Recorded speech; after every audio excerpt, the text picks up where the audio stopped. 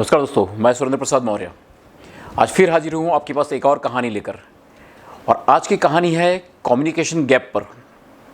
और यह कहानी मुझे भेजी है मेरे दर्शक मित्र रिश्तेदार दीपक कुशवाहा बनारस से। उनके कहानी भेजने के लिए और कहानी लिखने वाले दोनों का मैं अपनी चैनल की तरफ से शुक्रिया अदा करता हूँ, आभार व्यक्त करता हूँ।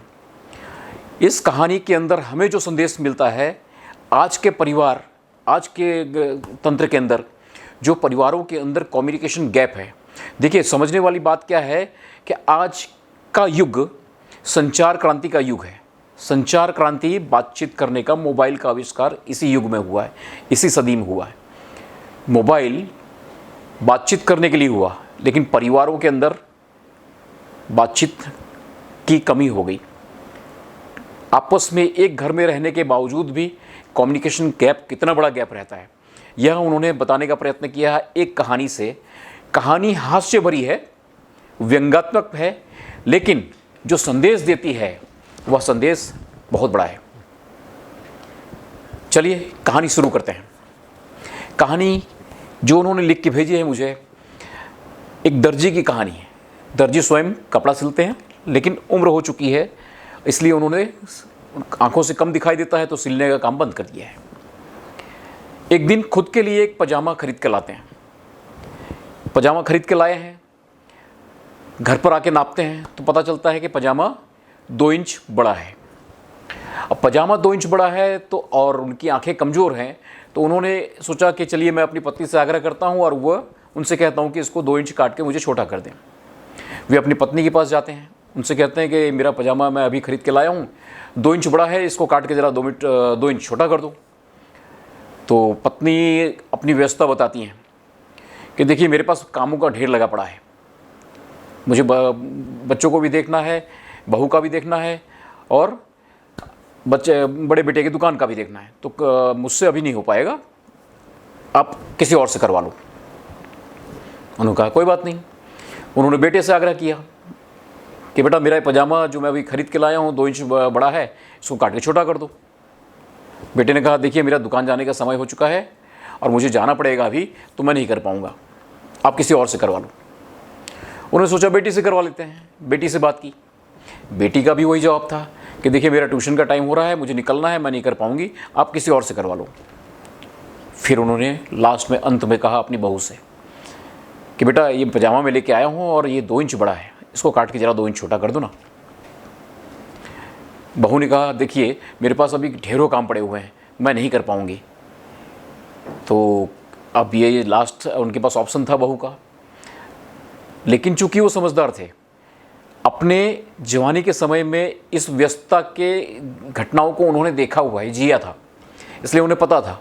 समझदार होने की वजह से उन्होंने उसको घड़ी किया और कबर्ड में रख दिया कि चलिए फिर कभी होगा। अब कहानी में ट्विस्ट यहां पर आता है। एक तरफ है उनकी समझदारी, एक तरफ परिवार का बिहेवियर। अब इस कहानी को मैं आगे बढ़ाऊं, लेकिन साथ साथ में मैं आपसे आग्रह करूंगा, हमारी कहानी के लिए भी, अगर आपको पसंद आती है हमारी कहानी, हमारी चैनल सब्सक्राइब कीजिए। और अगर आपको कहानियाँ में कुछ मिलता है तो कमेंट कीजिए, ज़रूर कमेंट कीजिए। साथ में मेरा एक आग्रह और भी है, अगर आपको लगता है कि किसी के लिए उपयोगी कहानी है तो इसे शेयर कीजिए। सब्सक्राइब, कमेंट और शेयर तीनों कीजिए। चलिए कहानी को आगे बढ़ाते हैं। अब होता क्या है, कुछ देर बाद में उनकी पत्नी काम करके खाली होती हैं, तो उनको लगता है कि अरे उन्होंने इतने दिन बाद एक काम कहा था छोटा सा और मैंने नहीं किया, लाइए मैं काम कर देती हूँ। और वे गई, पजामा निकाला, पजामे को नापा, 2 इंच कट किया, कट करके सिलाई करके उन्होंने बाकायदा रख दिया। उनको इस बात की संतुष्टि रही कि उन्होंने काम दिया था, मैंने कर दिया। कुछ देर बाद में बेटा अपने काम से खाली होता है। बेटे ने सोचा पिताजी ने बहुत दिन बाद काम दिया था, मैंने अभी तक नहीं किया है, लो मैं उनको काम कर देता हूँ। बेटे ने भी वही पजामा निकाला, उसको काटा, 2 इंच छोटा करके बाकायदा घड़ी करके रख दिया। सेम सिचुएशन अब आई पत्नी उनकी बहू की। बहू ने भी सोचा देखिए पिताजी ने इतने दिन बाद काम दिया था और मैं नहीं कर पाई है। तो बहू ने भी वही किया, निकाला पजामा, 2 इंच का नापा, काटा, सिला और वापस घड़ी करके रख दिया। उसके बाद में बेटी ट्यूशन से वापस आई, उसने भी सोचा अरे पिताजी ने देखो काम दिया था मैं नहीं कर पाई। उसने भी पजामा निकाला, 2 इंच काटा, सिला और रख दिया। अब इस पूरी घटना में उनका पजामा बरमूडा बन गया, सब ने 2-2 इंच काट दिया।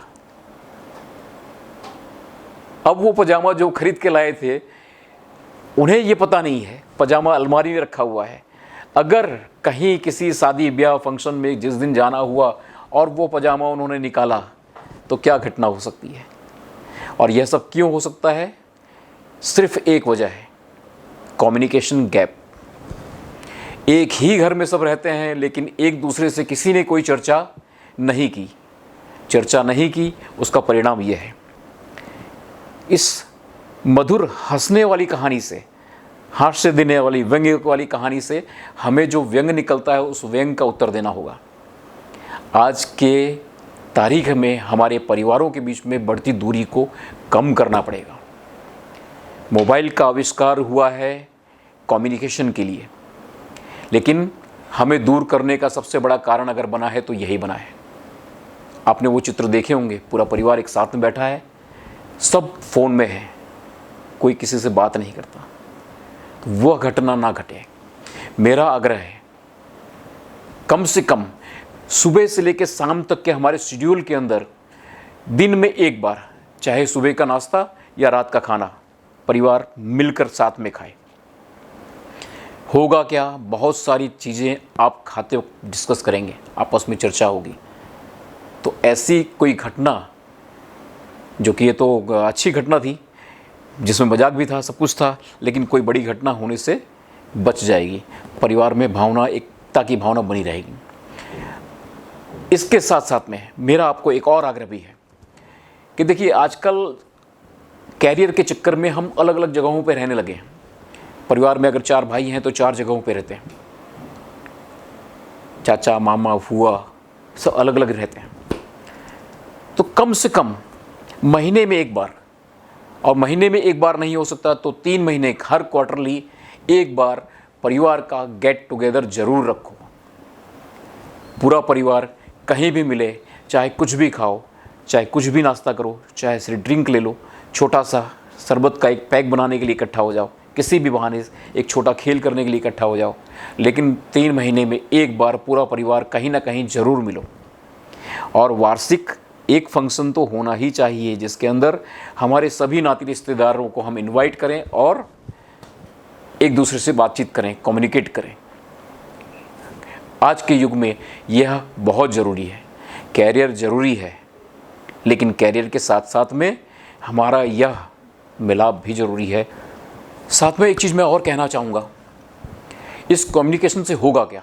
कम्युनिकेशन से यह होगा कि हम अपने परिवार के किसी न किसी विकर व्यक्ति को, कमज़ोर व्यक्ति जो कमज़ोर है, उसको मदद कैसे पहुँचानी है या कैसे मदद रूप हो सकते हैं, उसके कोई ना कोई रास्ते निकलेंगे। एक दूसरे के प्रति लगाव बढ़ेगा, एक दूसरे को हाथ पकड़ के खींचने की भावना बढ़ेगी। तो आप ध्यान रखें, आपके परिवार के अंदर यह कम्युनिकेशन गैप न हो, आपके परिवार का बॉन्डिंग बढ़िया रहे, आपके परिवार की एक बेहतर कहानी रहे। याद रखिए, वह जवानी जवानी नहीं जिसकी कोई कहानी ना हो। परिवार की भी एक कहानी बनेगी, बेहतर कहानी। और हाँ, अगर हमारी चैनल, जैसे मैंने कहा, कहानी पसंद आई है तो शेयर करो, सब्सक्राइब करो अगर आप नए हैं हमारी चैनल पर, तो कमेंट जरूर करो कहानी कैसी लगी। खुश रहो, तरक्की करो।